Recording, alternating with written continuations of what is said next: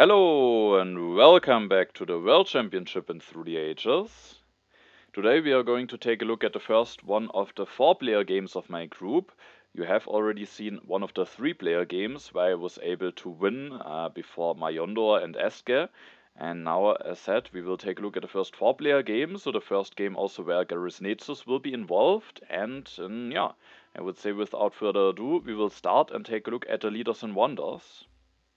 And in age 3 we have actually quite a bit of theater synergy with Chaplin, Fleming, Marlene Dietrich, Hollywood. So if I should manage to maybe set up some operas or something, that could be quite strong. We also have Gandhi to potentially hide behind. We have Bill Gates and Sid Meier as lab leaders. There's also Sid Meier and Bill Gates together with the internet, which can be strong. The internet can also be strong with Pierre, so could be a game where the internet could be quite viable. And then there's no Red Cross. In H2 we have Bach, Gaudi as culture leaders, so that is certainly a direction that you could go into in this game. We have Newton but no Nobel, we have James Watt in the railroad, we have the Suez Canal and James Cook, so some big colonization payoff.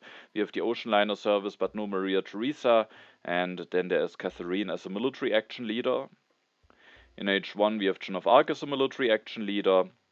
Not a lot of other strength leaders. A lot of them are missing. No Shishka, no Barbarossa. There is actually Genghis Khan, so he is there, but also no Nostradamus. We have Gutenberg and Leonardo da Vinci as some lab and printing press leaders. We have Eleanor and Columbus, both as transitional leaders and as leaders that maybe can set up a Suez Canal. And then there Saladin is quite a strong leader. We have Silk Road and Universitas, so the two science leaders. We have the Forbidden City, the Great Wall. No St. Peter's Basilica, no Emichi Castle, but the Machu Picchu is there as well. I'm playing in first position and it was a bit of a close call for me. Because I can take Boudica, who is quite a strong leader, or I could take the Rome Roads, which is quite a strong wonder. The thing is, when I take the Rome Roads, then Boudica very likely will be taken, and maybe also one of those other leaders. But regardless, even if all of those should be available, Rome Roads is just not the greatest combination with Homer, because then the additional civil action cost that you need to pay when replacing the leader is a bit annoying. It's not the greatest synergy with Aristotle. Aristotle generally in first position I don't like as much, and then together with the Rome Roads he's not that great. So I was thinking I might just not get a good leader, but there's one thing that I can hope towards if I go for the Rome Roads, and that is that Hammurabi is revealed. He's actually in the game, and if he for example falls down to 2 civil actions, heck, maybe even if he is in the 3 civil action area, I could maybe just go for Hammurabi, and he works quite well with the Rome Roads, and then I would have a very strong wonder and a very strong leader. So I thought, well, maybe I can just go for the Rome Roads, hoping that Hammurabi is revealed, and if not, at least those leaders are still somewhat solid, so I might just maybe go for one of them, and it could still work out well. On the other hand, when I take no Boudica, I definitely won't get the Rome Roads. Maybe the Hanging Gardens will still be there, so I thought they might also be taken away. The Acropolis might be there, so I just maybe won't get the strongest wonders. Maybe I could just take a yellow card then at my next turn, because the 2 HA wonders that are left in the deck are the Library and the Colossus. The Colossus with that colonization payoff and with playing in first position could be quite strong, so I can maybe hope to get one of those wonders. Then I also would have quite a strong wonder and quite a strong leader in a combination. And also, it's actually a game where it could be interesting to skip the HA wonder, because we have Silk Road, Universitas, Forbidden City, so the wonders that are maybe strong to get as a first wonder are all in the game. And maybe that was even a bit of the tipping point here that I at the end decided to go with Boudica. Eske will then go for Rome Roads, doesn't want to go for Caesar, instead just takes the Ridgeland. I think that's very reasonable. Majondor, interestingly, just takes the Engineering Genius. Not sure if I would have done that. Maybe I would have just gone with Aristotle plus Hanging Gardens, but of course the Engineering Genius can provide some nice value. GerisNezus then goes for the Hanging Gardens. Could just take now one of those leaders, for example, but he's interestingly willing to go for Caesar, and then of course can get a yellow card in addition with him. But Caesar in last position, a bit awkward, but the Hanging Gardens can help with setting up some military, so maybe it can actually work out quite well. As you can see, Hammurabi is actually revealed even in the 2 civil action area, so if I would have taken the Rome Roads, it might have worked out quite well for me. Sadly, I have decided differently, but maybe that can also still work out quite well. But I have to make a decision now, because I can now go for Boudica, I can build a mine, and then there are 2 wonders available for me. I can either go for the Acropolis, which is at least quite cheap, but I think in 4-player games it's just not really, not really a good wonder. I could also take the library for 2 civil actions. That wonder I think is quite a bit better than the Acropolis in 4-player games, but taking it for 2 civil actions is still somewhat costly. Of course, if I go for the library, then at least I would take it away from Majondor. He has the Engineering Genius that helps him rushing out a wonder. The library is a wonder that maybe profits from being rushed, so I could take that wonder away from him and just secure a decent wonder for myself. And in first position, at least, it's not too bad to pay an additional civil action for something, because it takes a bit longer until the strong H1 cards will be available. But then again, there are some interesting H1 wonders in the game. I think getting Silk Road and Universitas as the first wonder is just extremely strong. Forbidden City can be strong as well. You're of course a bit more vulnerable to Ravages of Time, but it's not that bad. And it's also something that I generally thought about, because I thought a little bit about what were actually my tendencies in the year 2023, also 2024. What tendencies did I have there in my probably most successful years, where I won the World Championship and a lot of international championship titles and so on. So I was thinking back at the time, and one thing that came to my mind was that I actually skipped the HA wonder relatively often. In my World Championship 2023 campaign, I actually skipped the HA wonder in more than 20% of the games, and I don't think that's something that I do that often nowadays. And I thought maybe I should be a bit more open for that again and consider this a bit more often. Of course, I should not force it or anything, but if there are such nice wonders in there, and if maybe the options are not that great, either Acropolis for 1 or Library for 2, and also I have a leader that produces additional science, which I think makes skipping the HA wonder more viable, because you not only can cope for those wonders, but also just for an early iron and can go into that very quickly and invest into technologies. And with that, I decided to actually just take neither wonder, expecting that the library will be taken away by Majondor, and that I then just go for an H1 wonder. I also take the stockpile if I should get the Silk Road. That of course also would be a nice combination, and a very, very small reason to not take the Acropolis. It's extremely small. It doesn't really make a difference, but the Hammurabi stays in 2 civil actions now for Eske. He will still take him, so it costs him a civil action, but it's not really that much of a reason, because it's a 4-player game, so I shouldn't concentrate on one opponent, and additionally that one civil action would just result in taking one of those yellow cards or getting an additional draw, so it does cost him a tiny bit of value, so it's a tiny bit of a reason, but that, yeah, that was not a decisive one, rather that there are some interesting HA wonders or H1 wonders in the game. I draw the reds in the Crusades, Eske will go for Hammurabi, and I mean, at least the cultural heritage sometimes in Hammurabi games can be somewhat interesting if you, for example, can, thanks to that, go for iron a turn earlier, so it is maybe costing him a little bit. Majondor gets Aristotle and a library, so maybe just taking the Engineering Genius has worked out fine for him, but he's a bit behind in civil actions now, so that could still be a bit of a problem, especially with Aristotle when you want to quickly grab some technologies, but still, I think he got now a fine combination. And now I was actually extremely pleased to see that the Silk Road is coming down the row. All of my opponents have now committed to a wonder, so my bit of a gamble has now worked out quite well, and not at my next turn, but probably in 2 turns, I will just be able to take the Silk Road, which I was very happy to see. GerisNezus goes for Caesar, builds a mine, increases his population, takes the urban growth, so just a very standard turn. And my turn, I think, is also relatively straightforward. I build the second lab, I take a science from Boudica, and with taking a science now and at the next turn I actually have enough to develop the Code of Laws. If I go for the Silk Road, I really want to have additional civil actions, and so I think that was a no-brainer for me, even though, of course, with Boudica you also kind of want to have a military tech, but I didn't want to grab Swordsman instead of Code of Laws here, and so I just went for the Code of Laws, and then I increased my population. I go very early into consumption, but with going for the Silk Road I thought it's better to play it civil action efficiently here, and at least I have the stockpile in hand, which together with the Silk Road will result in 2 additional food, so I thought maybe it's not too bad to go into consumption very early now.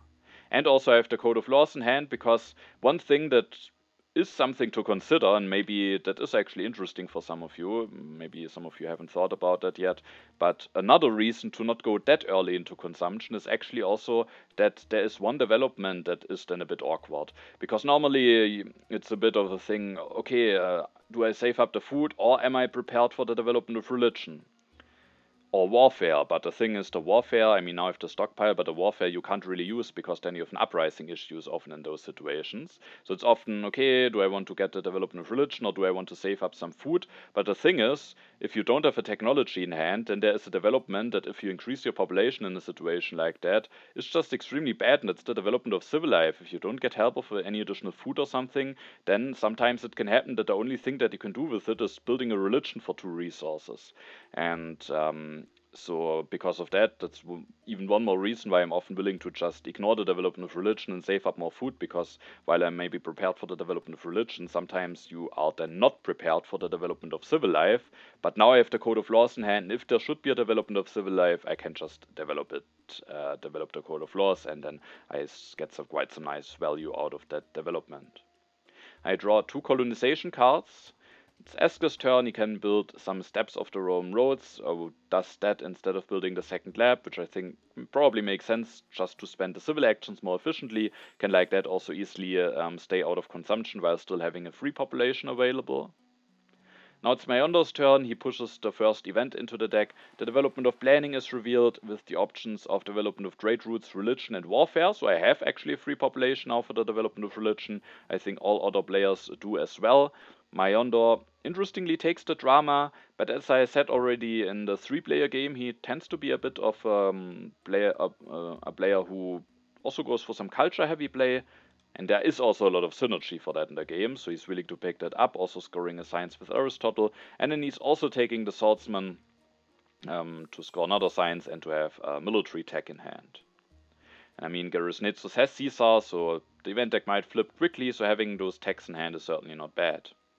GerisNezus seeds opens the development of settlement, seeds again opens the development of crafts, takes the free religion, which is a bit interesting at least, because he has the hanging gardens, and with that sometimes the religion, or at least the happy phase of the religion, is not really needed, but long term it might still be nice. I think it's still a fine decision. What is maybe a bit of interesting decision is to take the bread and circuses, because the happy phases of that card are really not needed now. Long term, of course, it might prepare him for Pierre or Darwin or Gaudi, so there are some synergies, and with that it's maybe fine, especially with not really great alternatives being in the row, but it will take quite a while until this card does anything for him. Now it's my turn. I don't push. I have strong options here to develop my economy, and with that I rather want to slow the deck down.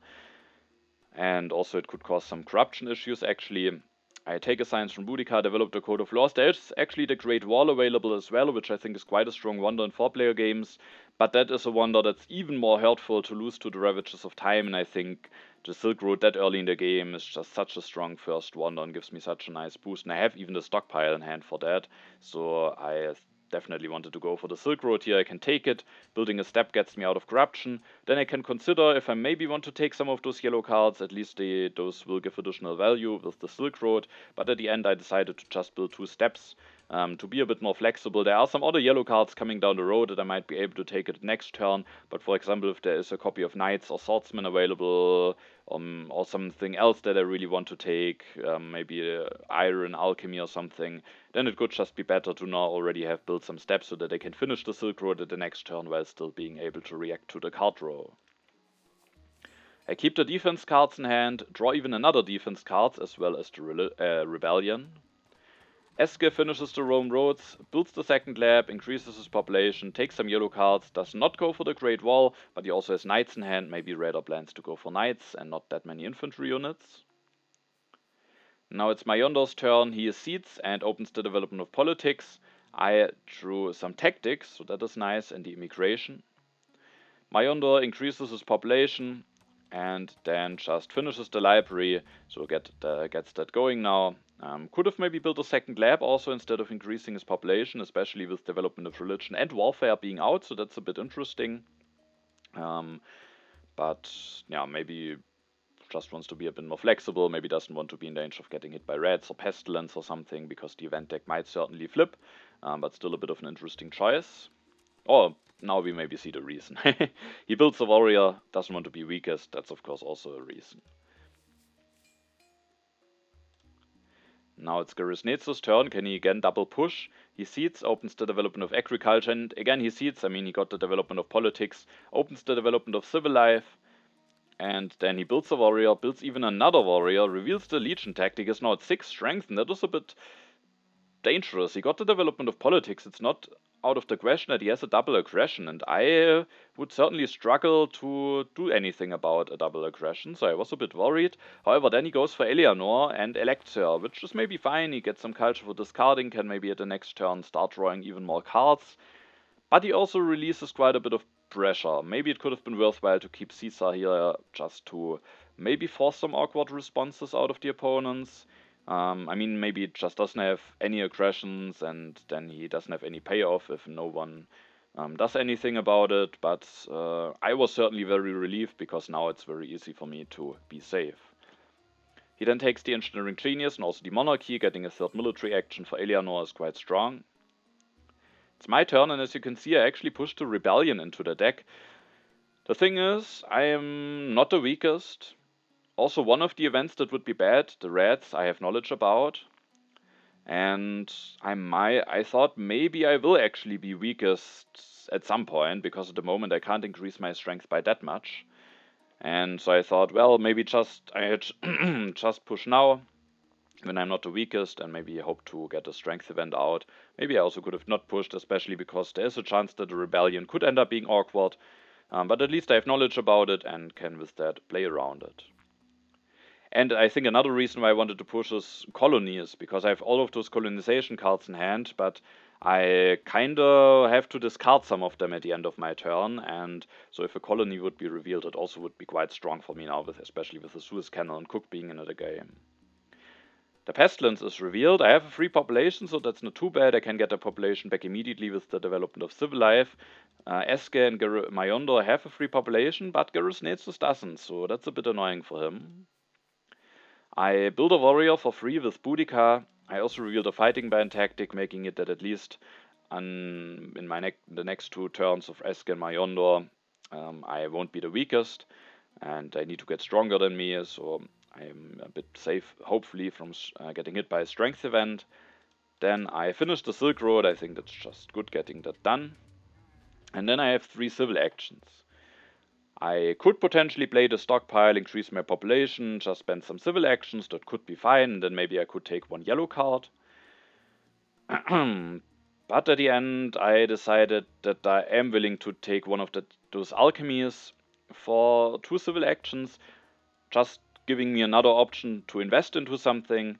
Maybe if Leonardo is not taken, I can even go for Leonardo at the next turn, even though Saladin would also be quite strong with having the Silk Roads, but it could open up a possibility here. And then I take the reserves. I could also just take a rich land or patriotism, but I valued the flexibility of the reserves here, because I just lost the worker to the Pestilence, and maybe it could be nice to increase my population with that. And I just have a bit more of flexibility with that reserves. And also part of the reasoning to go for the reserves over those other yellow cards is card row manipulation, because now I let the alchemy stay on 2 civil actions for Eske, and I felt like if I let the alchemy fall down to 1 civil action, with the additional civil action of Hammurabi, maybe he could relatively easily go for alchemy Leonardo, and I thought it could be quite strong for him. And so I now let this combination stay both on the 2 civil action area for him. However, I was still hoping that maybe, with also still needing something to invest into, he might still take the alchemy for 2 and then cut this combination of Leonardo and alchemy away from Majondor, because otherwise he will get that combination. So I thought maybe like this I can actually make it that none of my opponents ends up getting Leonardo plus the alchemy. But also the reserves, I felt, is just a very flexible card to me. I don't know how long it will take until I can use the rich land, and being able to just increase my population in additional time could be very viable. So I also, just looking at myself, thought the reserves is nice, but I also thought that could be nice, maybe letting the alchemy stay on 2. Sadly, I have to discard some defense cards now because I don't know yet whether I get the last copy of Swordsman or whether I rather get Knights. I wanted to keep the Medieval Army tactic in hand, and with that I kept only one defense card in hand, which was a bit painful. Eske goes for the Knights, increases his population actually twice. Maybe, I mean, he doesn't have knowledge about reds, so it's maybe better to be safe.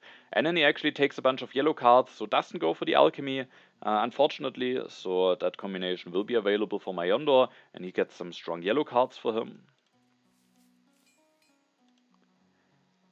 Majondor loses a population to the Pestilence, will build another warrior, has the Legion tactic also up to 5 strength, so I'm now the weakest and could get punished by a strength event on GerisNezus' turn. And then Majondor indeed will take Leonardo, will take the alchemy, scoring 1 more science with Aristotle, then developing the alchemy and going up to 4 science income. At least it might be a bit awkward for him. It's not that easy for him to build a second lab, but still Leonardo is, I think, quite strong for him here. GerisNezus succeeds, and I was happy to see that there's actually no strength event revealed. There's a colony though, and I really would have liked to win that when I see that at my turn, of course. Now I have my defense cards thrown away. The thing is, with me having drawn that many, maybe my opponents don't have that many access to that many, and we will actually see that because GerisNezus is able to win the colony, but he actually has to send 2 warriors away, so I was very happy to see that I think is quite a bit of a heavy price. It might still be worthwhile for him. It synergizes with Eleanor, there's a Suez Cannon Cook in the game, but it is costly, and it's a lot better, of course, for me to see this instead of seeing him sending away a warrior and a colonization card. He then builds another step of the Hanging Gardens, finishes the Hanging Gardens with the Engineering Genius, increases his population, and ends his turn. Now it is my turn, and GerisNezus lost a bit of strength, so my turn I'm not the weakest, but I can't push. And this turn I build another warrior. I sadly don't have the chance to get either Knights or Swordsmen, so I kinda need to commit to yet another warrior, which I was not too happy about. So I built this warrior. I go for the alchemy to get even more economy going. With that I still am at 5 science, meaning I have enough to go for Knights if those should be available. And with the stockpile and the reserves, maybe I have enough food to also build a Knight and switch still to this tactic if I don't get a Swordsman. I could, of course, now consider going for Genghis Khan, just staying on warriors and then still being able to use the medieval army tactic. But with the Silk Road, I do think the additional civil action from Saladin is just extremely valuable, and at least in case of emergency, I can still use Saladin for strength as well. So I rather wanted to have Saladin here than Genghis Khan. I think Saladin is also definitely the stronger leader for Eske, so he now needs to wait for either Joan of Arc or Gutenberg, which is maybe a bit awkward. So yeah, I felt like Saladin is the better pick for me here. And then with my last civil action, I will just play the stockpile with the Silk Road bonus. The good news is I have knowledge about reds, so I can do this without fearing that I will just lose the food at the end. And with that, I was thinking that was quite a solid turn. I will take the civil action from Saladin with the Silk Road. Every additional civil action can just be extremely valuable. And also I am not the weakest with being at 4 strength. So I felt like it's probably, with not having concrete knowledge, it's just not worthwhile skipping the civil action here. Even though it might have done something, because we will see that Eske seeds and that raiders are revealed. So if I would have taken the strength, I wouldn't have gotten hit by that. Eske plays the cultural heritage, takes the iron for 2 and goes for an upgrade, will get a lot of resource income and maybe is prepared to either go for some of those strong H2 wonders or maybe also still some of those H1 wonders. The Universitas could be quite nice, maybe gets the Machu Picchu at the next turn. Majondor seeds as well, and the historic territory is revealed. And interestingly, I'm actually able to win it. I mean, we saw already for the strategic territory, the bids weren't that high. I was just willing to bid 1 warrior and my card, and I am actually able to win it. And I was actually quite happy about that, because with sending that warrior away, and with the knights coming down the row, I might have a chance to still now make a nice transition into that medieval of army tactic or maybe the phalanx tactic. And additionally, I have seeded a rebellion, so with that additional happy face from the colony, I might have an easier time not getting hit by that event. And I'm better prepared for the Suez Cannon, so if I draw a strong H2 colony, I am already now quite nicely prepared for that wonder, so I was actually quite happy that I was able to win that event. But now I was also hoping that I will get the knights at my next turn. Majondor takes some cards, goes for the warfare, which makes him the strongest and helps him a bit for the strength. He has a lot of science to invest into, so I think it is fine to go for the warfare here. GerisNezus seeds. Another colony is revealed. This time the players are willing to bid a bit more. We see that Eske could have also already for the historic territory bid a bit more, but the developed territory is probably the stronger one, especially he's low in science, so that has paid off for him to wait, and now he wins it for 1 unit. GerisNezus develops the monarchy peacefully, builds a 3rd lab. I think he lost the religion to the pestilence earlier on, takes the breakthrough, the irrigation, and also the cartography has now a relatively full hand, but if he develops the irrigation and then can use the rich land, he also can get rid of quite some cards relatively quickly. With that, the Machu Picchu will actually be discarded before Eske's turn. And at my turn, I think I need to go for the knights here. There's of course also iron, but it's late in the game. There's James Watt. I just don't want to pay 2 civil actions for such a late iron here, and I need to go into knights, I think. So I take the knights. I lost 2 resources to the raiders, so that was a bit painful. I then increase my population, build a knight. Now it was a bit of an interesting question. Do I want to reveal the phalanx tactic or the medieval army tactic? And I think maybe I did the wrong decision here.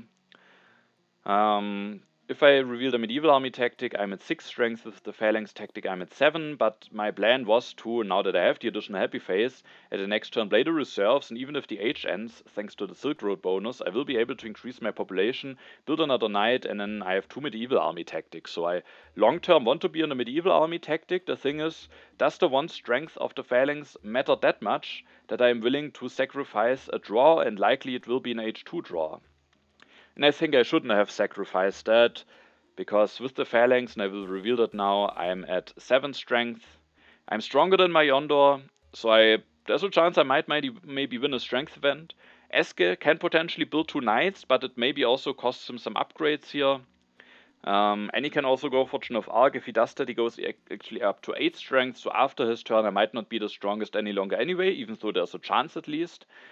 There might still be the foray that I am able to win, but there's also a chance Majondor will just go for the swordsman. At least that maybe again will mean that he can't go for the iron. So there's definitely a chance that it makes a bit of a difference, but an H2 draw is just extremely valuable, and so I think I should have just revealed the medieval army tactic and rather than draw a card in H2, because very likely the H will end before my next turn, and so I think that maybe was a small misplay.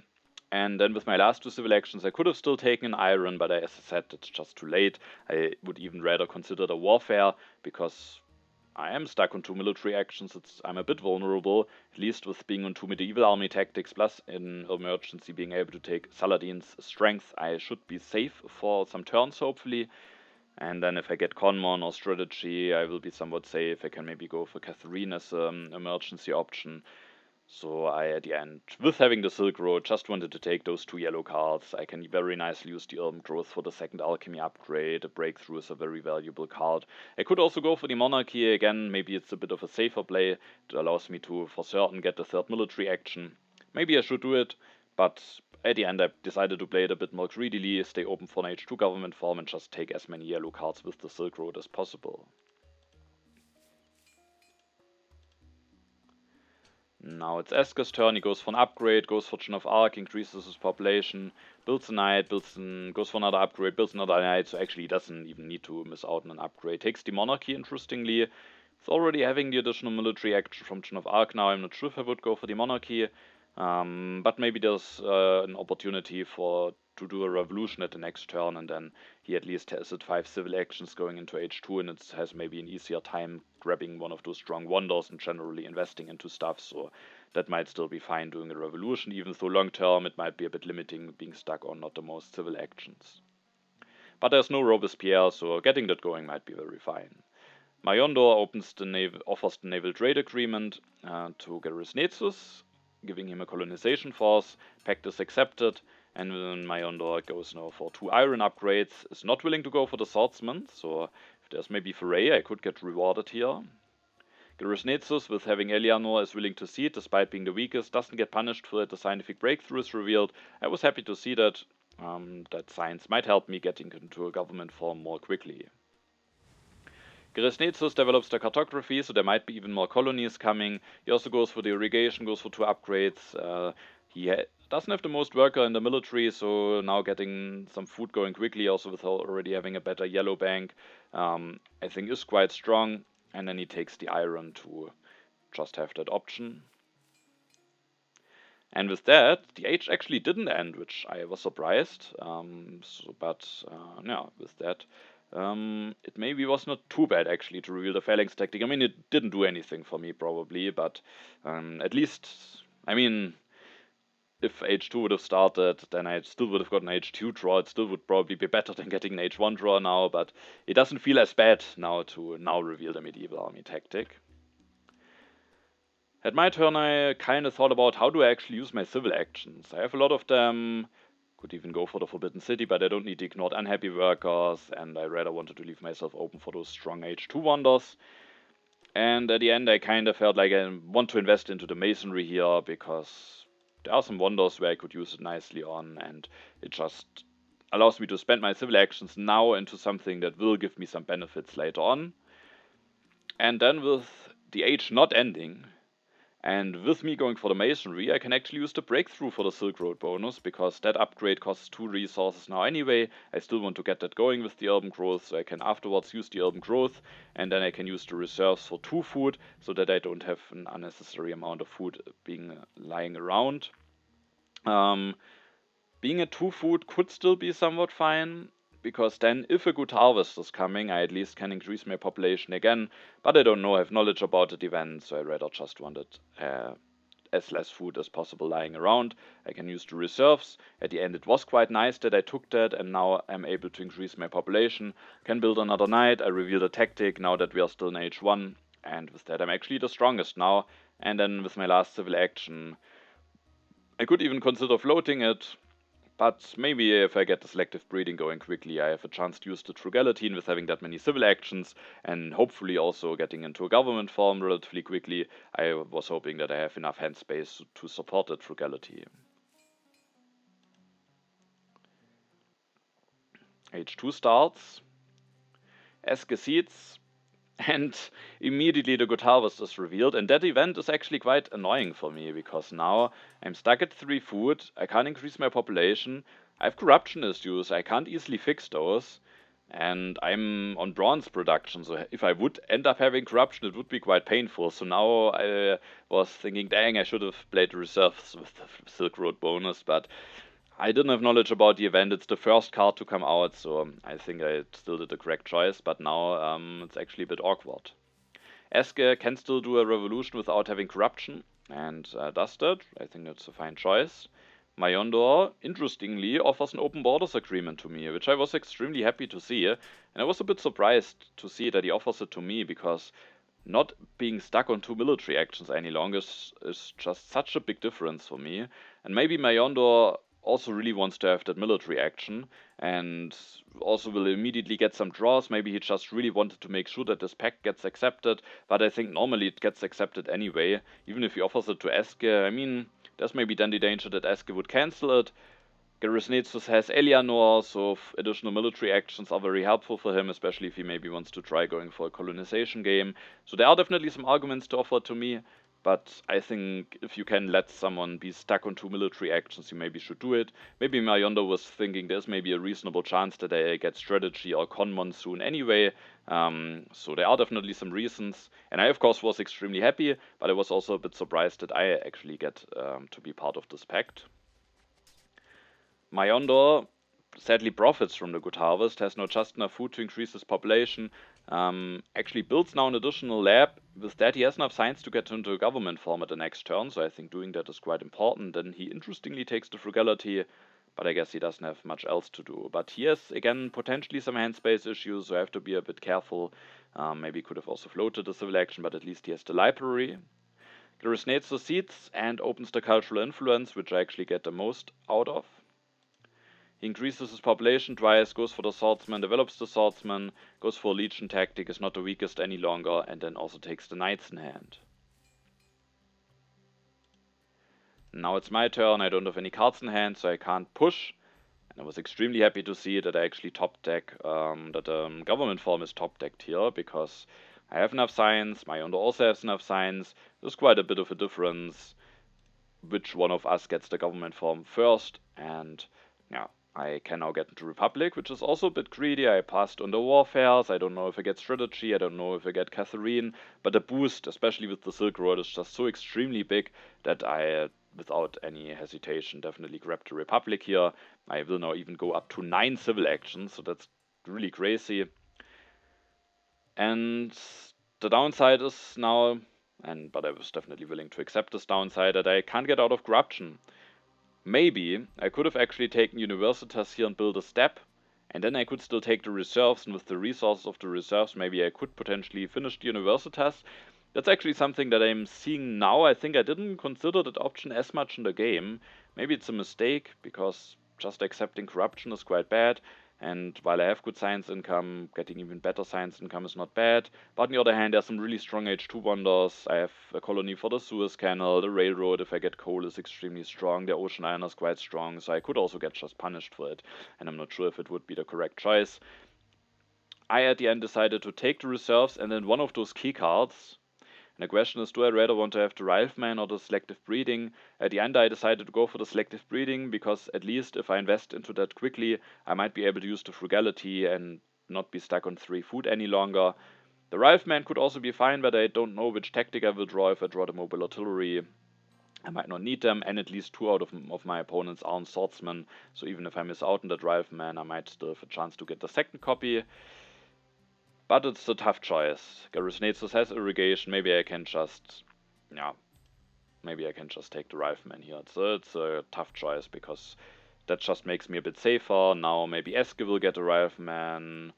Maybe can go for a bit of a strength push. Not sure. I mean, I was also thinking about James Watt. With him, it's just also not bad. Already making sure that I have a copy of selective breeding in hand. And as said, I'm stuck at 3 food. I can of course also play the reserves now for food. So not sure about this choice, but at least it might allow me to invest into something soon. I draw some cards, some aggressive cards, which I probably won't use in the near future. Eske will now go for the Rifleman, develops them immediately, builds one, is now at 13 strength, still gets 3 draws, and can upgrade one soon. So yeah, maybe I should have taken the Rifleman, because now I'm at 3 military actions, but still I'm in a bit of a vulnerable position. I still need to upgrade my economy. If I get disrupted by any war, it might end up being quite bad for me. So yeah, I think maybe I should have rather taken the Rifleman instead of the selective breeding here. Majondor cedes and opens the Barbarians, and GerisNezus will actually lose a population, so that's a bit annoying for him. He doesn't have a free population, has to destroy something. Majondor takes the Organized Religion, a good happy face solution for him. He will actually develop it, which is good for him, because I think the Rebellion is still coming. So I think there was a chance that he could get hit by it, or was it already out? We will see. Maybe there was a chance that he could get hit by it, and with that he's definitely safe. He also takes another copy of Frugality, which is a bit questionable, because it will take a while until he can use both of those, and he is at the moment at least still stuck on a low amount of civil actions. Of course, he's hoping for an H2 government form, and the other 2 opponents already have the government form, so there's a decent chance that he can get one quickly, and then he maybe can support those Frugalities. GerisNezus cedes and opens the inhabited territory. I actually sent an army for that. If I win that, at least I can spend the 3 food that I'm having lying around. But mainly I was just thinking to make it a bit more expensive for GerisNezus, and thanks to that he has to at least send some cards away, which costs him a bit of culture with Eleanor, and he doesn't have those now available for the next colony. GerisNezus interestingly goes for Bach. He doesn't have operas. Maybe he could just wait for potentially more interesting leader, but he takes the breakthrough, increases population, then elects Bach, takes the cannons, and at the end actually floats the civil action. A bit awkward. Not the greatest use out of the additional civil actions from Eleanor. Maybe he just didn't want to cede every turn any longer, with at the moment being the weakest. And Bach has of course some potential. And we will also see, as a very small spoiler in the other games, that GerisNezus tends to be a bit of a culture-heavy player, at least out of that what I've seen from him. And with that, maybe that also is part of his reasoning, that he just finds it very strong going into a bit of a culture production setup, and then if he gets an opera, he has of course quite some potential in that regard. Now it's my turn, and this turn I make quite an interesting choice, I think. First of all, I take the efficient upgrade. I think that's a no-brainer with having that many civil actions in the Silk Road. Yeah, and then I'm still with those. I still have those corruption issues because of the Good Harvest. I mean, even without the Good Harvest, I would now have corruption issues. But I have the selective breeding in hand. A very normal turn could just be to develop the selective breeding, go for one upgrade, take 2 yellow cards.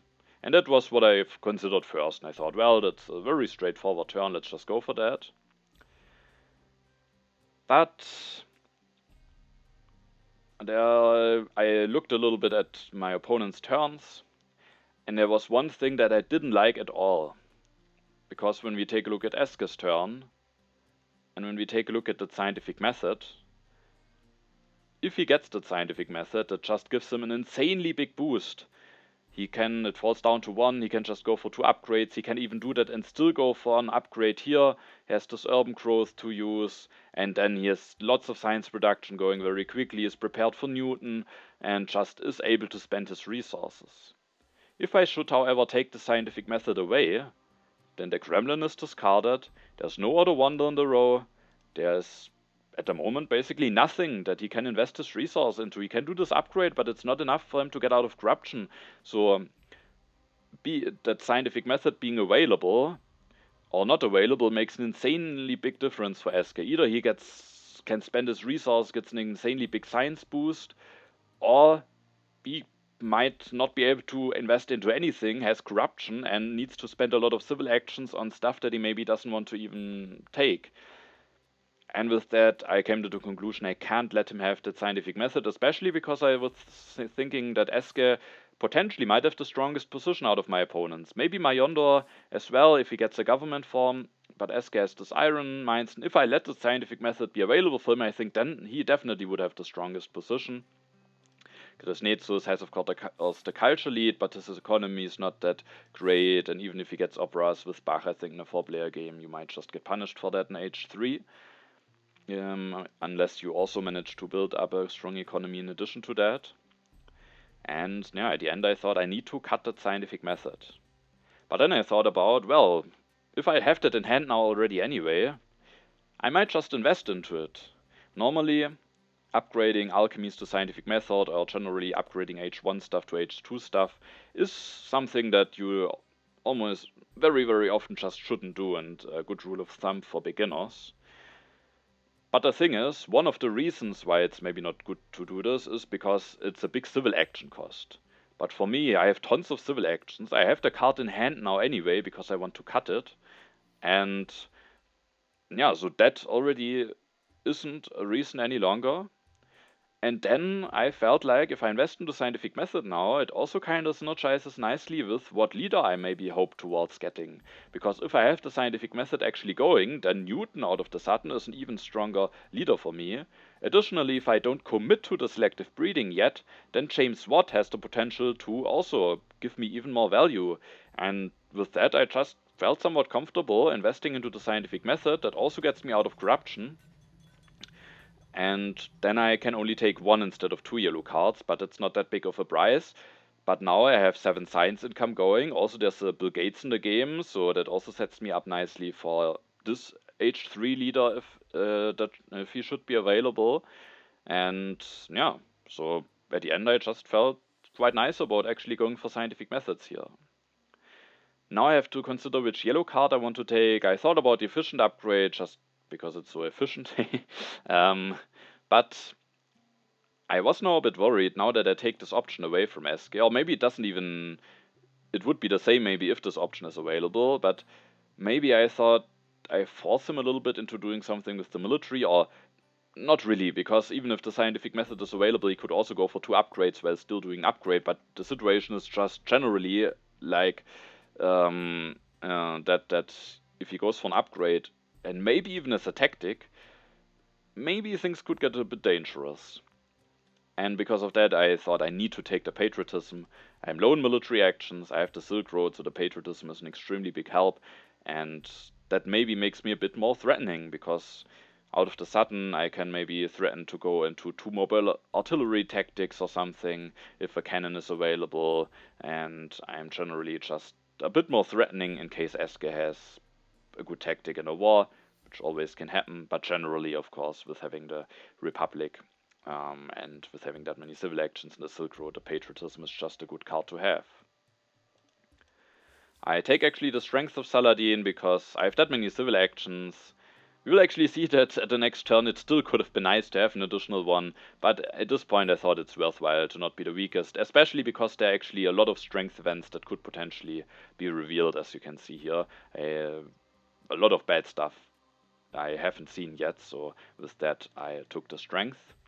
I draw some more events, and we see Eske does actually have a war, and this patriotism might have been extremely vital, because it still probably would have been awkward if Eske declared it against me, but like this, Majondor maybe just feels like the even more vulnerable target, because he can't even threaten the defensive army tactic because of low civil actions. He can't develop the cannons. I guess he could then disband the warrior, build one, and reveal the tactic, but there are also only very few cards revealed before his turn, so Eske decides that he is the more safe target here. And after I went for a hate draft, first of all, Eske has the classic army tactic, so goes up to 19 strength, which I was a bit worried about because I have no defense cards and I am still a bit vulnerable. Ideally, I would just like to build my economy now in peace, maybe even with James Watt, who is coming down the row. But now I could end up being very much in danger of an aggression. And then, after Eske was the victim of a bit of a hate draft of me, he now returns that favor to Majondor and takes the Conmon away. That's the card that he definitely doesn't want to use for himself, but he denies it from Majondor, who really needs an H2 government form, and out of the sudden has to wait even longer for one. And additionally, if he now decides to spend some science, then if he loses some science, maybe again he could have some issues to get into a government form. And Eske also takes the navigation and the architecture, maybe a bit problematic to take that many cards, because again, he could have some hand space issues at some point. Maybe again, instead of taking one of those blue techs or the cavalryman, maybe it should have just floated the civil action. Majondor seeds. The rebellion is revealed, so that one wasn't out yet, and it was good for him that he built that organized religion the turn before. And there's one card revealed that at least helps him a little bit, so that he at least doesn't lose the warfare, maybe. He can replace the warfare with the strategy. Not really a great thing to do, but at least now he doesn't lose the strategy and can, with that, stay somewhat competitive in the strength. And then he also upgrades a warrior to swordsman, doesn't do anything more, but with that he will get some science stone, and again he can't get into a government form, so that common denial maybe being quite a bit awkward here for him. Now it's GerisNezus' turn. He goes for the iron, goes for an upgrade, increases his population, takes some yellow card and the opera. And with that, James Watt falls down to 1 civil action for me, and at the beginning of my turn I maybe make a mistake. I mean, I'm not sure if it is a mistake, because I decided to push here the civil unrest. I planned to take the organized religion this turn. I thought it's just a relatively safe event to push. And additionally, I'm not the weakest, and I was just thinking there are so many strength events that we haven't seen yet. Again, maybe I just want to try getting some of them out, as long as I'm not the weakest, especially because I kinda planned to go for James Watt this turn, which is very greedy, because I even lose the strength of Saladin. But the thing is, I have no defense card, and I would need 2 against Eske. I can't really do anything about myself being safe. I mean, I can of course make myself maybe less vulnerable looking than, for example, GerisNezus, but even if I keep Saladin, I still need 2 defense cards to defend against Eske, the same as GerisNezus. I can't really increase my strength. If I go for Catherine, then I lose the strength of Saladin. So I decided at the end that I just want to accept being the weakest, or being vulnerable, and if I go for James Watt, I will even be the weakest after my turn, so I decided I will try to hit the strength event now, before I, after my turn, will actually be the weakest, which I think is reasonable. The thing is, there's one event that is quite annoying, because what you can't see yet, and I can't show it yet before I push, there is actually a Cole revealed, and my plan was to go for James Watt into Cole this turn. And now there's a card revealed that I didn't really want to see, and that is the new deposits. Not only miss I out on a lot of resources, because I would have, with the what I had planned for the turn, I would have gone for 2 coal upgrades, I lose a lot of resources now, but those resources even make the turn that I have planned impossible, because of corruption, or not impossible, but it would cause corruption, and with that I didn't find it viable any longer. So out of the sudden I had to think about this turn newly again. I at the end went for a somewhat similar option. I go for James Watt. As said, I thought about just keeping Saladin. There's no Napoleon or something that I can hope towards. At the end I just felt like James Watt is giving me so much value, I just have to accept that I will be vulnerable and get the value out of him. And so I go for James Watt. I elect him. I go for the coal. I can go for 1 upgrade. And what would have been my plan would be to go for another upgrade with the efficient upgrade, thanks to the Silk Road bonus that would cost me not any resources. And then I have 1 civil action left and can take the Organized Religion. The thing is, yeah, now with the additional resources gotten from the new deposits, I just have not enough resources to go for an upgrade without the efficient upgrade. But if I use the efficient upgrade, I have corruption. And now I thought, well, what do I do now? And at the end, I decided to skip the Organized Religion and instead develop the Selective Breeding and go for an upgrade there as well. At least, that makes it that I'm at 5 food at the next turn, making it that I can maybe use the Frugality. The next turn might be my last stage 2 turns, so I at least might get some value out of that. Generally, getting some food income going might be quite strong. So I generally thought this turn is actually quite fine. But what I really didn't like is skipping this Organized Religion, because now there's only the team sports left. I actually have pushed the civil unrest in there. If I get the team sports, it's maybe fine, because there's actually Pierre in the game. And GerisNezus at least has the bread and circuses in hand, doesn't have a lot of civil actions. Majondor is the Organized Religion, but Eske also still needs Happy Face Lucian. Hopefully we'll just take the Organized Religion. So I was hoping, and because of that I was also willing to skip it, that I will get the team sports, but at the end and I'm willing to take that risk, but I still was worried that I might just miss out on it, which could have quite some bad consequences. And what of course could have even worse consequences is that I'm vulnerable to aggressions. So yeah, but I couldn't really do anything about it apart from destroying some stuff. So at the end, as I said, just decided to accept it.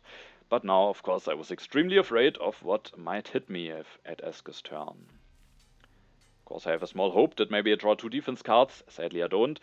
There's actually one thing that makes that James Watt play quite a bit greedy, and that is that with the Open Borders Agreement, I could even get hit by an aggression from Majondor, and he has some spare military actions, so if he feels like he doesn't have anything to do with his politics phase, he might just hit me. So that is actually quite a bit greedy, but again, I decided to take that risk. Now let's see what Eske will do. And he is first of all steals 6 signs from Majondor. Republic is on the way for Majondor, but again he doesn't have enough signs to get into it. And I was first of all, extremely happy to see that there's actually no aggression hitting me. The thing is, Eske, I very much expect that he doesn't have an aggression, otherwise I think he would have tried one either against me or against GerisNezus, probably against me, because I think I need to be disrupted, otherwise my position will get insanely strong. So I think he probably doesn't have an aggression. What he's doing here, I think, is to give now Majondor some additional strength, hoping that he maybe has an aggression, and so that I still get punished and he at least gets some culture production. So I was relieved, but now I am maybe again more likely to get hit by something from Majondor, so I was still not feeling very comfortable. Additionally, what I was also really hoping for is a copy of Rifleman, because if I should get one, I can play the Patriotism with the Silk Road bonus, go for 2 upgrades, copy the classic army tactic, and then I would be somewhat safe. If that Rifleman is taken away, things might get really, really dangerous for me. So again, maybe I should have taken the Rifleman early on instead of the selective breeding. I think that could have prevented a lot of issues for me. Eske this turn goes for Anthony Gaudi, at least that costs him a bit of strength, so that's something. And then he takes the selective breeding, takes the statue, and goes for 1 upgrade. Interestingly, instead of finishing the statue, and goes even for 2 upgrades, but I guess that just gives him the most food income. He's still slow in science, so the scientific method denial, definitely doing some damage here. Now it's Majondor's turn, and I was again worried that I might just get hit by something. And there is an aggression, but actually against GerisNezus, I was extremely relieved to see this. And I was also a bit surprised again, because I mean, I think it's understandable, because I think GerisNezus losing Bach compared to me losing James Watt, the impact would probably be bigger when GerisNezus loses Bach. That would take a lot of culture potential away from him, and Majondor, who's often maybe goes for a bit more of a culture heavy approach himself, is maybe also seeing that a bit more as a threat as I would see it. I think I would see actually I was not too worried about GerisNezus at this point, even though he has the potential for a strong Suez Canal, so that could give him a boost, but he's definitely not in a bad position, but it's not that I would be extremely worried about his position. But yeah, Majondor probably sees Bach as the bigger threat. The thing is, with the open borders agreement that we are having, or actually not, yeah, actually not. I thought that maybe I would need 1 more defense card to defend, but it's actually not the case. I remember that incorrectly, so chances are similar. Yeah, I guess for some reason I remembered that I would need an additional defense card because of the open borders agreement, but that's actually not the case. We both need 2 H2 defense cards. So yeah, then it makes more sense, because if I would need an additional one, even though the impact on Bach would be bigger, I think then I would go against me. Still cost me a bit of value, and it's just more likely to succeed, and I think my position is also stronger than GerisNezus' position. But yeah, if the chances are similar, I think it makes sense. With any other aggression, maybe Majondor would have gone against me, but with the infiltrate impact on GerisNezus maybe is bigger, and so he deploys it, it is defended, and I was extremely relieved that I didn't get hit by anything. I really didn't expect this. I really thought I might just get hit by something here. So I was extremely relieved, and what I also was very interested to see is that a Rifleman is coming down the row. GerisNezus has a full hand, doesn't have a lot of civil actions. It would be quite costly for him to take it, and I was really hoping that I, at my next turn, will just get a Rifleman and somehow get out of all of this unharmed. Majondor goes for Newton, takes the Republic, upgrades a mine, and at the next turn maybe finally can deploy this Republic. GerisNezus goes for the Knight. He lost some defense cards, so he maybe has to do something to be somewhat safe. He goes for 2 Knights. At the end of his turn, he will also upgrade a Warrior to Swordsman, takes the Revolutionary Deer, takes the Ridgeland, upgrades that, and with that he's at 15 strength, so even with no defense card he would be able to defend against Eske.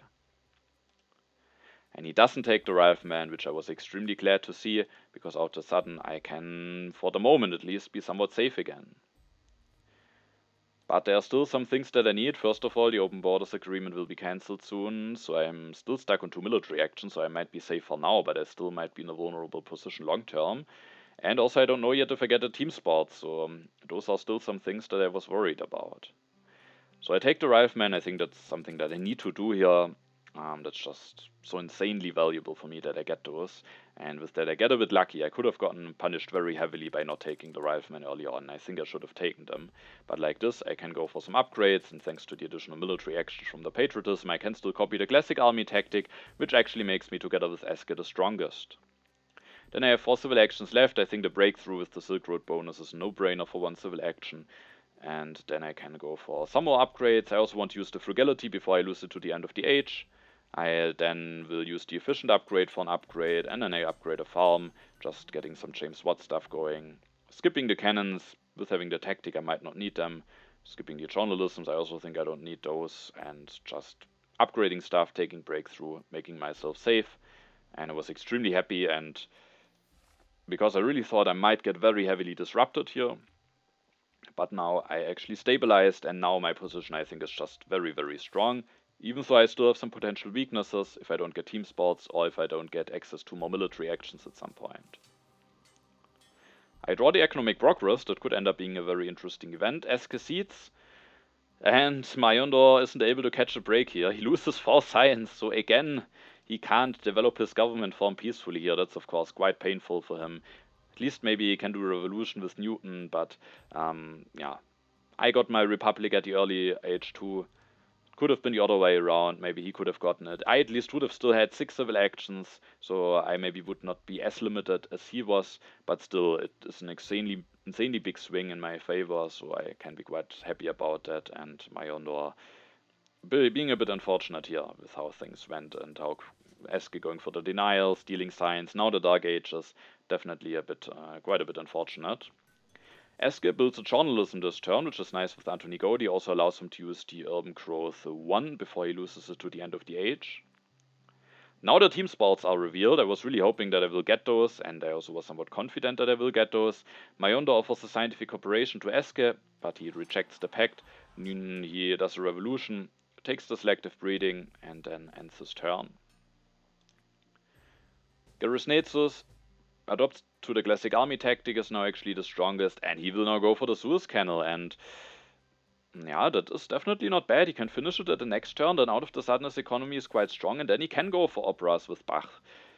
He has already having a bit of a culture lead, so that's certainly something to be a bit worried about. At least he is still low in civil action, so I still think he has some issues, but the Suez Canal might definitely improve his position quite a bit. My turn is actually still age 2, so similar like in age 1, I was surprised that the age didn't end yet.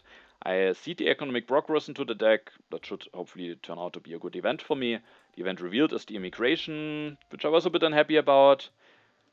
But again, there could have been foray. There were still a bunch of strength event that I could hope towards. But I will build a team sports this turn, and if I go up to 5 happy phases, I would have won the immigration. So in hindsight, I maybe shouldn't have pushed, but I still think it was a fine call to push.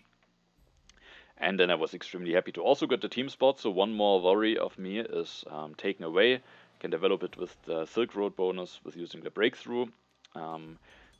Build it, upgrade my last mine with James Watt, then I have 3 civil actions left, and I just increased my population, being prepared for age 3 and being prepared to invest a lot of civil actions to maybe take some important age 3 cards if those are available early. And then I take the Urban Growth and I take the Opera. And at the next turn, if there's maybe a railroad or ocean liner service available, and if there's nothing interesting from age 3, it could still be an idea to take one of those wonders, play the reserves, and just finish it with the masonry. Especially the railroad with the economic progress coming could be quite strong.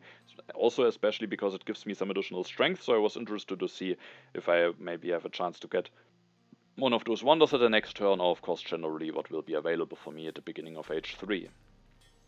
Draw some cards, some more tactics, at least I have knowledge that my opponents don't have access to them. Still no defense cards though, which at some point could still be problematic. I'm also back to 2 military actions now, and now something very interesting is revealed. As you can see, the first 2 cards from age 3 are actually Bill Gates and computers. And now, in addition to that, a very influential event is revealed, a call to arms.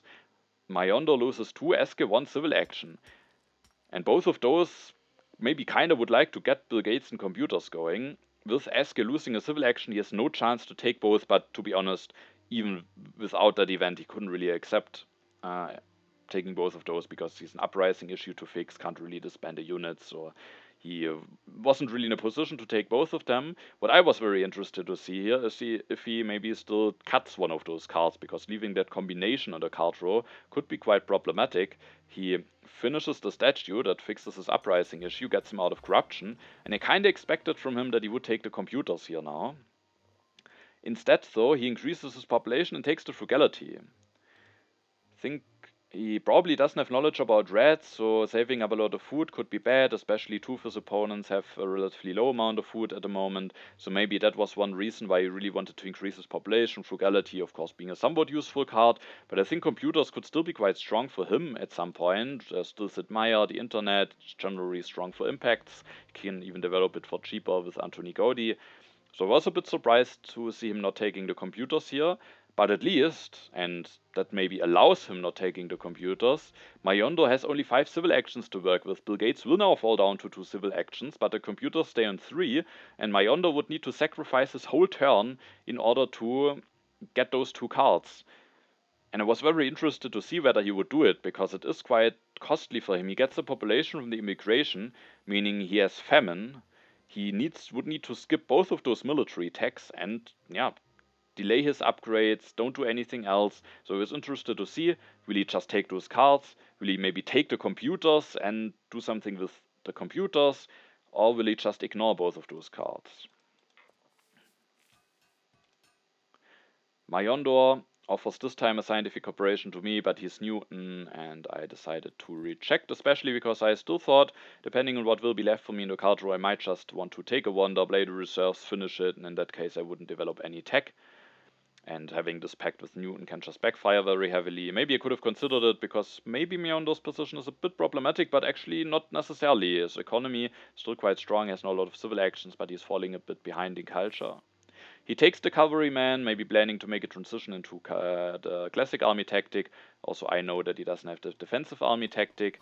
Develops the cavalryman. I was still interested to see, will he take maybe the computers? He disbands the swordsman, builds the cavalryman, goes for the selective breeding, goes for an upgrade, could still take the computers. But the annoying thing for him is he doesn't have enough science to go into those at the next turn.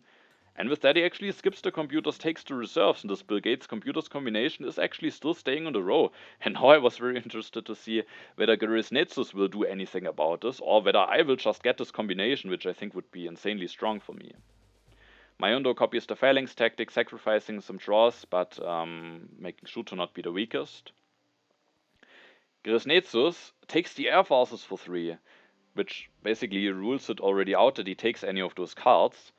Of course, with the classic army tactic, if you don't have air forces, your strength is very limited. With Bach, he might be a potential target for war.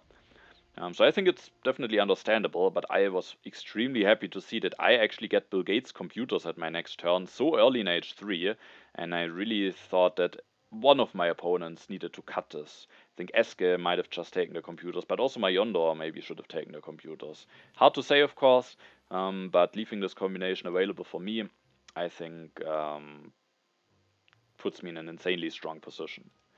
GerisNezus upgrades his mine, builds a religion to get out of corruption. At least he might be able to upgrade that with Bach later on. Yeah, and now it's my turn. I'm one of the 2 strongest. And also I had somewhat an interest into making it that the deck moves forward, because one of those 2 events is the civil unrest. And at the moment, both Eske and Majondor have an unhappy worker, so I was kind of hoping that maybe they lose some culture, and also the economic progress is coming, which is an insanely strong event for me with getting Bill Gates. And with that, I also thought it's nice for me if I have a chance to get that card going a bit more quickly. And so I seeded the National Pride. It's a bit awkward. I was fully expecting to not win this, but it's still 2 culture for me against 2 opponents and only -3 against 1, so it's still a net gain from 1 culture. Of course, GerisNezus might actually transition into a relatively strong position here, and he might be the one winning that. But still, we can take a look at the other events. Those all have the potential to very heavily backfire. So I just wanted to see the National Pride. The vast territory is actually revealed. Majondor is able to win it for just a swordsman, so that's quite strong for him. And also sadly makes him not be in a situation where he loses culture to the civil unrest. So let's take a look at those other events. The Independence Declaration might make me lose that happy face, which I do think could still end up being very valuable. The international agreement could give one of my opponents an insanely big boost, and the politics of strength could give my opponents some cards to draw. And I still am stuck at 2 military actions at the moment, so those other events could really backfire, but I still wanted to move the deck forward, and with that I think the National Pride was the best choice. And now, of course, I need to get Bill Gates and computers going. That's just insanely strong, and I was really surprised that I am able to get this, and with getting that I also felt a lot more confident about my position, even though I still have some weaknesses. So I was also still a bit worried, and I actually have the chance to make myself a bit safer in that area. But that was a bit of a tough choice at the end of my turn. I take the computers, develop them, actually build an additional one with the urban growth using the Silk Road bonus, and now I have just 3 civil actions left, and there were 3 options that I considered. Option number 1 would be the safe option, and that would be to just take the fundamentalism. Because with that, I could just at any point switch to that fundamentalism, and that would make me a lot safer from a war. Who knows, maybe even put myself in the position to go for a war potentially if I draw the right cards, and I'm not that longer dependent on the military theory. So that would just be the safety pick, and maybe I should just do that because I have Bill Gates, and I was generally quite confident that I hopefully should be able to do something with that, and being stuck on low military actions might be one thing how I could maybe lose because of that. But there are 2 more options, and I thought maybe instead of the fundamentalism, I can also still take the railroad here. Not for the production, I don't really need that, but mainly for the 5 strength. I have the masonry, it's not that big of an investment with having that many resources, and at least it will pay the resources back, also with the economic progress. So I can just get 5 strength, and that might make me a bit safer. And first I mainly considered between those 2 options. But then I also started considering the ocean liner service very heavily, because first I thought, well, I have that selective breeding, I already at the next turn can increase my population twice. The thing is, I very well might have to go for a second classic army tactic. That already needs a lot of population, I have that much production, and if I don't have population, it gets a lot harder to invest that production. And indirectly, the ocean liner service might also help me with the military, at least in the regard that I can a lot more easily afford building a lot of units. And yeah, I just thought about, okay, I can increase my population twice. I maybe want to build some operas to not fall behind in culture, and then my population is basically almost already spent. I, of course, can maybe disband some mines at some point, but it's still a little bit costly, and it was a tough choice. I really thought maybe I should just make the safety pick here, but I also felt like without a population from the ocean liner service, maybe I have some difficulties using the additional resources that I'm having. And so at the end, I actually went with the ocean liner service. And if I take one of those wonders, one of the benefits is also that I have 1 civil action left to upgrade yet another lab, getting even more production going. And then at least with the masonry, I can finish that very efficiently, and I have a lot more population to work with. But if the fundamentalism is denied, if I don't get a copy of military theory, I really could get in danger with my low military actions.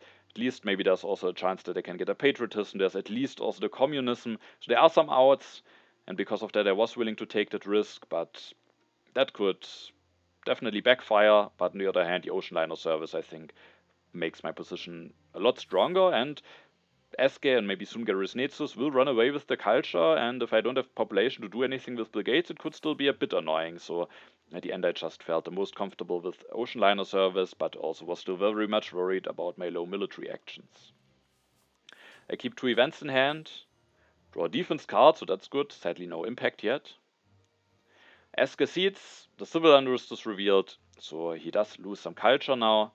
And a blue token, he takes the fast food chains, a lot of wonders are already revealed. I was kinda hoping to maybe get the internet at my next turn, but Majondor might take it away, or he could also take reserves plus Empire State Building, and then the internet would also be gone. Majondor seeds, the wealthy territory is revealed. He again is able to win it. I didn't really want to send any unit away, then I would be in danger of an aggression.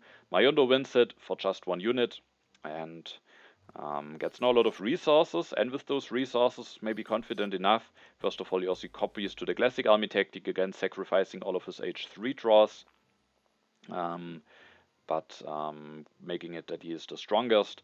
And with having that many resources, he makes the decision to go for the internet here, for the reserves, the revolutionary deal, and for the fundamentalism. So that card is sadly taken away. There's also democracy. Democracy at least also puts me up to 3 military actions. GerisNezus seeds, sadly there's a Cold War revealed.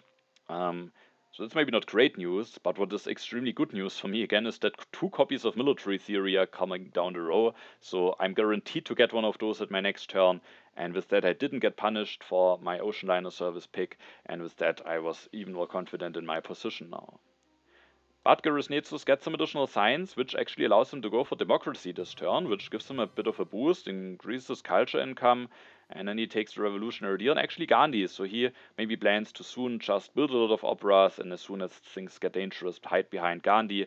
But he delayed the ocean liner service now, the Suez Canal for quite a bit, didn't go for the opera yet, so at least that's something, but the democracy I think is certainly quite strong, and for the moment he's still having the culture lead, even though Eske is starting to catch up very heavily. Now it's my turn, and I decided to just continue pushing. I first, of course, had to check how bad or good would it be if the economic progress is revealed, and maybe it's a bit better after my turn, but I just wanted to continue pushing, getting some culture for that. There's also one event that I thought might be better to see after my turn, and that actually will be revealed. It's the freedom of movement, because my original plan for this turn was to already build one opera this turn, and if that would be revealed after my turn, I could maybe move a coal mine into yet another opera. Sadly, though, it's revealed already now, and with that I changed my plan for a little bit, which has maybe also some upsides. With the freedom of movement, I upgraded my last lab. That takes the option away of building an opera, because what I certainly want to do is first of all develop the military theory. It's also extremely important for me to get 3 draws every turn to maybe draw some impacts for Bill Gates. And then I finish the ocean liner service, but now with having spent some resources on the freedom of movement, I don't have enough resource left to go for the opera. At least I could do it with playing the reserves, but there are still some cards that I want to take, mainly the tanks, because yeah, I don't know if I get air forces, and then if I, with my many resources, just upgrade to tanks, build a lot of tanks, that's already a lot of strength, and maybe I can just survive by going for 2 classic army tactics. I could also take the rockets to be more prepared for H3 tactics, maybe I should do it, but I felt like I might just be safe with the classic army setup. And then with my last 2 civil actions, multimedia is also something to consider, maybe to just build even more culture. There's also Hollywood that I might be hoping towards, or United Nations, and with multimedia I might be able to go for 5 urban building types to make that wonder score me 20 points. So multimedia also interesting, but at the end I just increased my population twice, because that makes it that I can get the full value out of the economic progress. If I remembered correctly, I think if I don't increase it twice, I had some blue tokens issues. I'm not entirely certain. But I also felt like just playing it civil action efficiently here is quite strong. I might still need some civil actions to take a wonder, and those cards could be strong. Maybe I should take one of them. But I have the opera in hand, I have the tanks in hand, and I felt like I might maybe will need a lot of civil actions to do some stuff, and at the end I was willing to pass on those cards. I also was really hoping forward to hoping to see some good impacts, because some opponents are running a bit away with the culture. I was not too worried about this. I think Bill Gates can just do a lot of stuff, and I will be, at least at the next turn, able to start building some operas, but still, if I get some good impacts, things might be a lot smoother for me. I do get 1 impact only, but the impact of agriculture could be a fine one, even though I could empty my yellow bank, and then I might need to hope towards getting mechanized agriculture, or maybe can just build a 3rd farm, so that should be an impact that I can push, and also I actually have 2 wars available now. Eske uses the freedom of movement to put a lab into journalism, increases his population a bunch of times. He is having some issues with his happy faces. Maybe could consider going for chaplain, but maybe it's difficult for him to go for both chaplain and movies, and then it's a bit of a gamble. And he can maybe still hope towards getting professional sports plus Pierre or something, and also the military theory being a very important card for him. And he takes the movies in hand, maybe hoping that he gets chaplain at the next turn. With Anthony Gaudi, he has actually enough science to still develop the movies at the next turn. He's now at 14 culture income, Majondor seats. The economic progress is revealed, and I get plus 16 resources out of that, so we will see if I even manage to spend those. And I actually will manage to spend those, so I have some good opportunities to do that, but still, that's a lot of resources, and that event turned out to be extremely important. And with that event in there, and I seeded it before I got Bill Gates, I was really excited. I was really closely following, while the other still thought about their turn whether they would take Bill Gates or not, because if one of them maybe went for Bill Gates, then that could be even more rewarded by the economic progress. Majondor takes the second copy of Air Forces, which at least means that I have good chances getting the last one, as I'm playing before Eske. Majondor builds one, takes the patriotism, increases population, takes the reserves, good yellow cards, builds a cavalryman. There's actually no card in hand at the moment, so he's very dependent on his draws here, but is a bit threatening, so could still get an aggression or a war maybe, and maybe force his opponents to react to that. GerisNezus develops the opera with Bach, upgrades a lab to opera, increases population, builds yet another opera, builds the first step of the Suez Canal, so the Suez Canal got delayed quite heavily. Not sure if maybe it somehow should have been built earlier. I think in all turns there was something to do, but it is just a lot of value that he missed out on. And he takes the second copy of Revolutionary Ideal and now already switches to Gandhi, which is probably a wise choice, because while Majondor had only 2 draws, it can always happen that he draws something, that an aggression or a war, so he's just a bit safer now. And then he plays the Revolutionary Ideal as his last civil action. Now it's my turn. I'm luckily not the weakest, so I was willing to continue pushing here and push the impact of agriculture into the deck.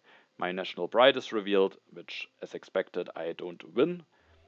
And then this turn I just have a lot of resources lying around, so I need to invest those. I start by building an opera, yet another opera, and another opera, increase my population once normally, increase my population with the ocean liner, develop the tanks, build a tank, upgrade a knight to tanks using my 3 military actions, going up to 33 strength, which also makes me safe from an aggression from Majondor.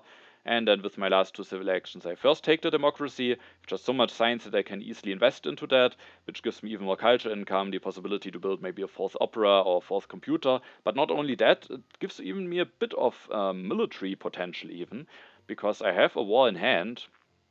And if I, thanks to the democracy, I could even declare normal war, because the hybrid war would be a bit problematic also for myself. And with the democracy, I could also declare normal war and still have 3 military actions left, which would allow me to build a tank and 2 riflemen. So if one of my opponents, I mean, GerisNezus is now safe because of having Gandhi, but if one of my other opponents is not careful, I could also just declare war here, thanks to having this democracy. So I definitely wanted to have that card.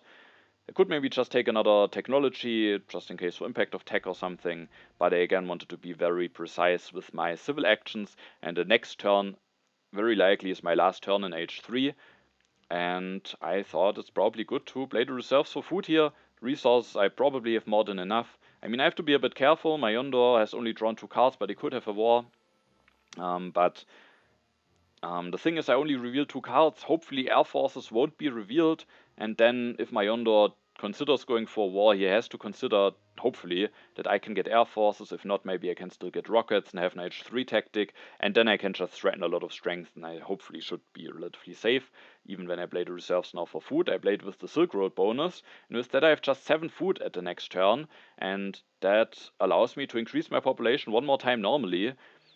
And if I don't do this, I just get one with the ocean liner next turn, and then I will lose the last 2 yellow tokens, meaning thanks to that I will have 1 more population to work with, and I have more than enough resources to make use out of those population. And for example, being able to increase my population 1 turn normally would allow me to go for another classic army tactic without having to disband anything.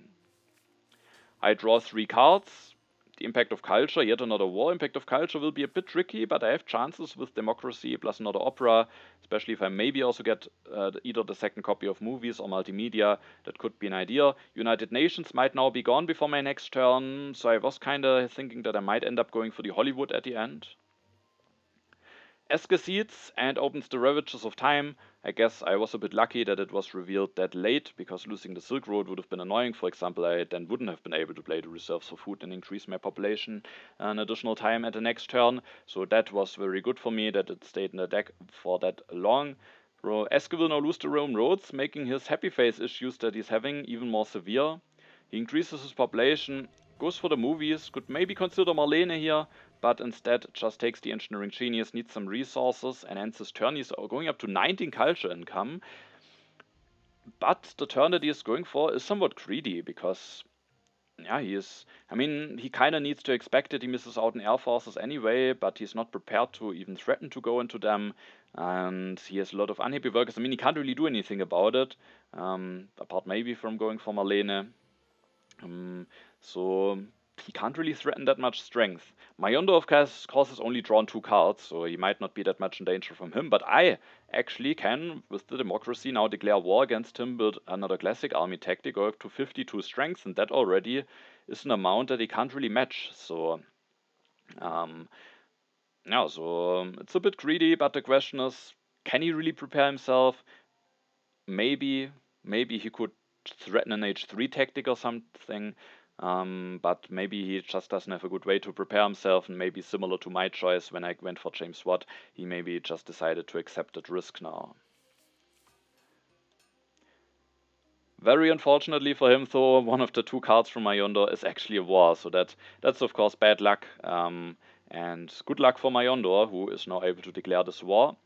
Majondor maybe getting a bit of a payback after some things went a bit unfortunately, especially with the government forms in H2 for him, and also getting hit by that early H2 war. Now he gets a bit lucky, but for Eske, of course, it's quite unfortunate. Majondor can destroy a bunch of stuff, can even go for Marlene, who is now only there for military purposes, but allows Majondor to go for a lot more strength, because the additional army that he gets thanks to her is actually doubled. And with that he's at 69 strength. And who knows, maybe he has even another war that could be problematic for GerisNezus, so things are being a bit shaken up. GerisNezus finishes the Suez Canal, gets the vast territory too, takes the patriotism, and increases his population, at least can maybe go for one more classic army tactic and an air force now, also takes the engineering. Now we are at my turn, and it was a bit of an interesting choice for my politics phase, because I first, of course, played out my turn, what I wanted to do, and I want to just to follow up a bit with strength. I wanted to go for democracy and just build one more tank, 2 more riflemen, get another army, be then at least somewhat safe from an aggression, very likely, hopefully not a target, and just using all of my free military actions.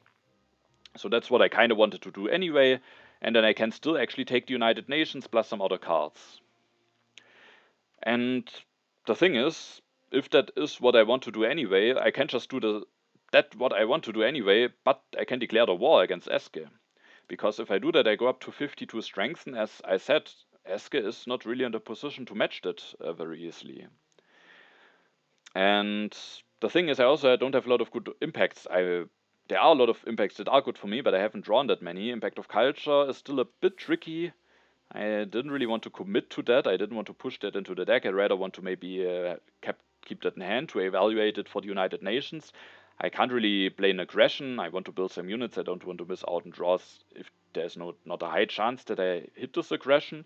So the alternative to declaring the war is either taking quite a bit of a risk with the impact of culture, or ceding the politics of strength.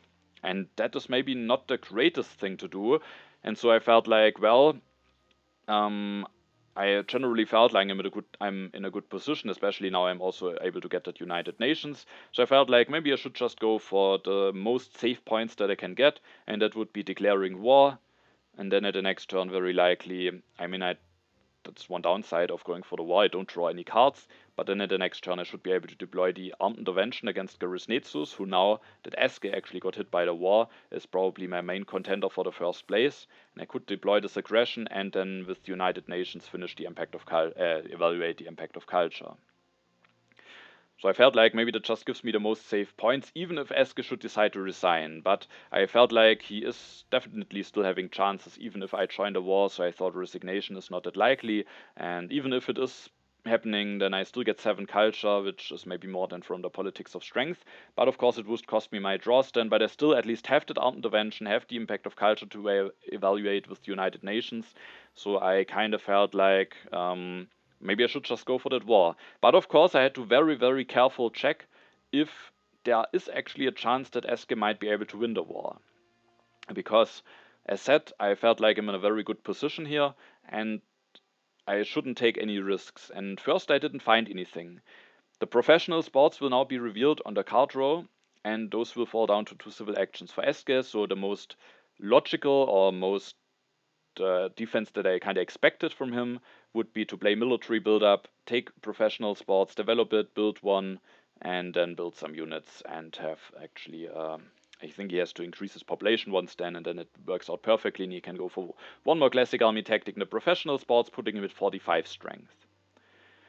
The thing is, can he do more? I thought about what happens if he has the shock troops tactic, because then he could maybe develop the cavalryman and do some stuff, but he's actually not having enough military actions to go for 2 full shock troops tactic, and actually also not enough resources, so that's not something that can really happen, and it actually would give him a bit more strength, but it would be insanely costly, and it also would not be dangerous. So I felt like, okay, I should be relatively safe, but then when I double checked again, I found actually one way, and it's an extremely niche scenario, but there is a way how Eske could win the war against me if I go up to 52 strength, and that would be if that 1H2 card is the Napoleonic army tactic, then he could reveal it, be weakest, play the military build-up for 9 resources, develop the cannons, increase his population, build 3 cannons, a knight, and then have 3 Napoleonic army tactics.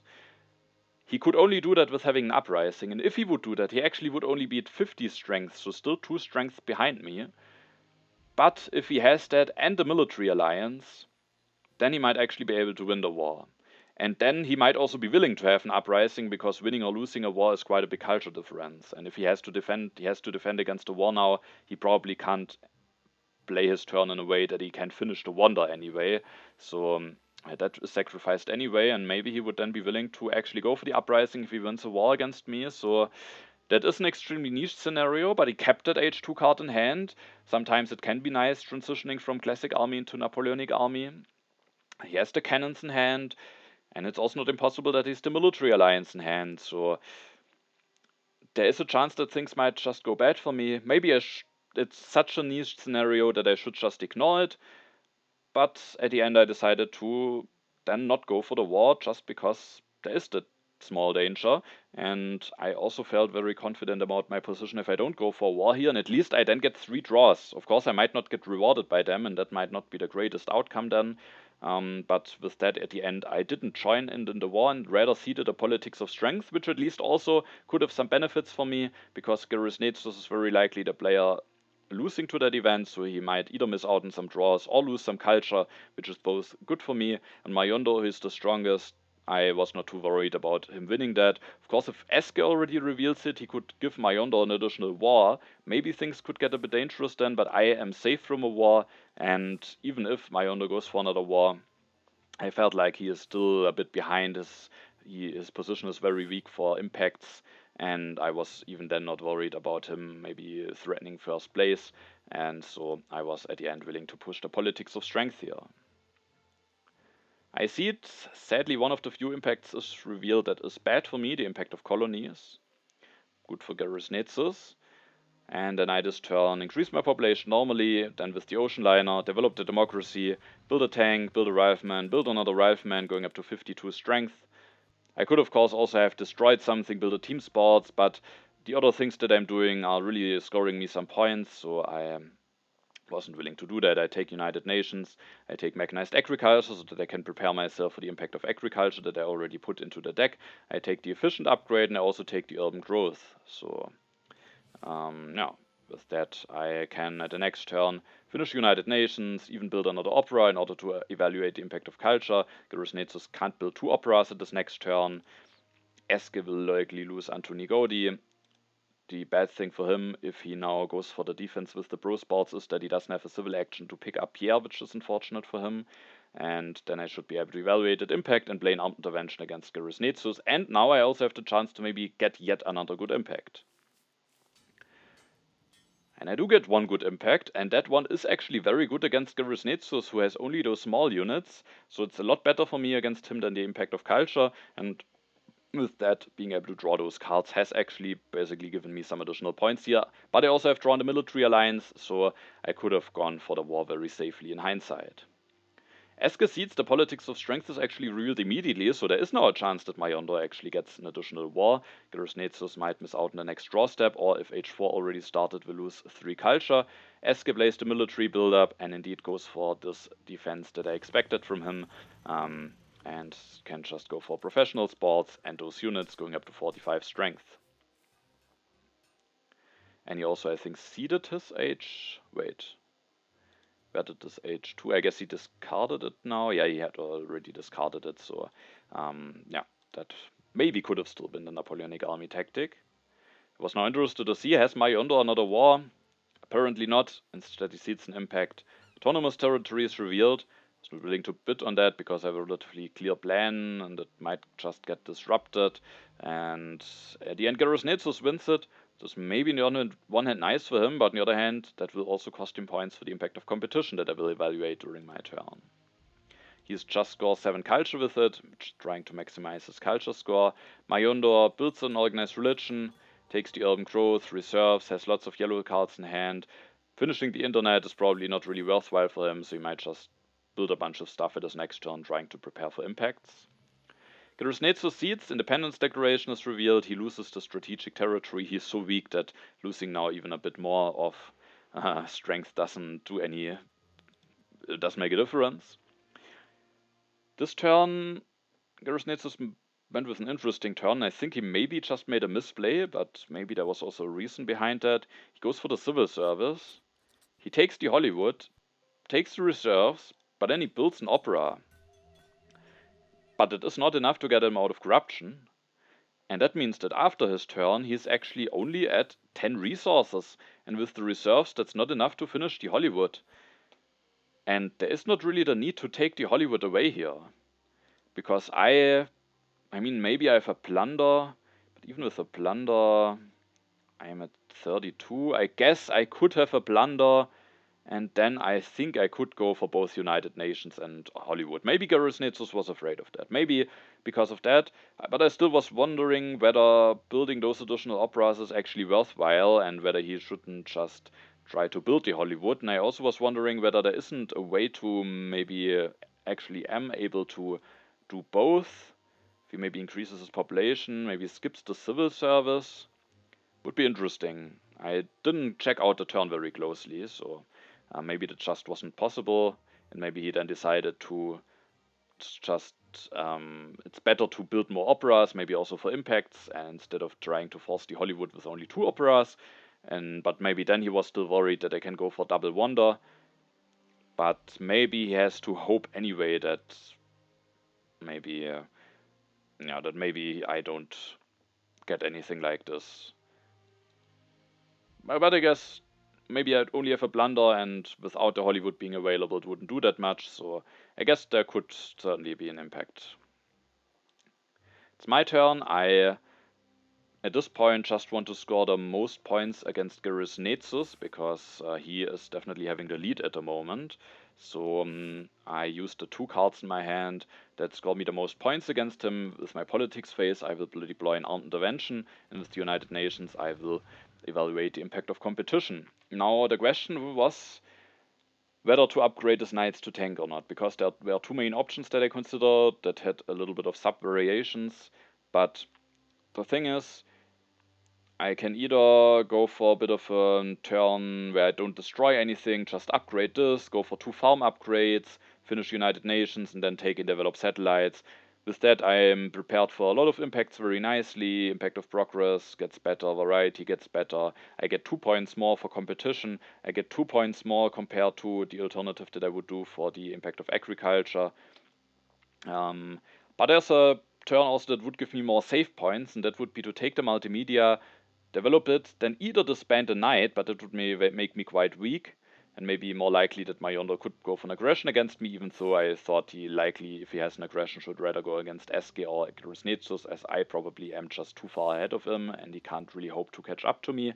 But still, maybe there's a small chance that he would deploy an aggression against me. Or I could destroy this mine, but it would cost me 3 for industry, and also 4 for harmony, both impacts that maybe could have been seeded by my opponents. And yeah, but I could then go for the multimedia, build 1, and that would give me 3 additional culture. and 4 additional points for the United Nations. Instead of that, I could also go for a variation where I just build an opera, but that also didn't really feel worthwhile, so I mainly considered a multimedia line, but at the end I wanted to just stay more well balanced for the impacts.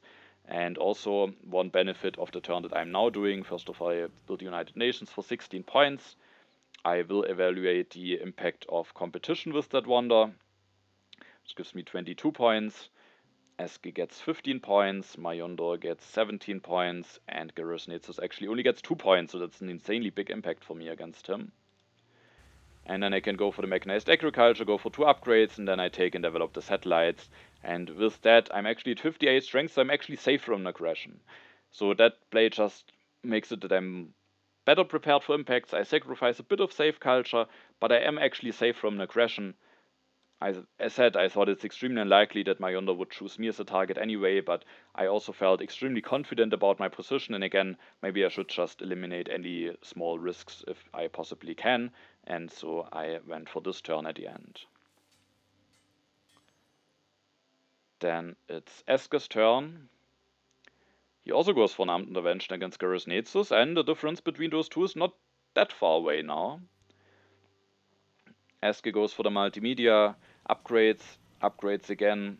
I didn't take any card from the row, by the way, because that let the multimedia stay on 2 for Eske.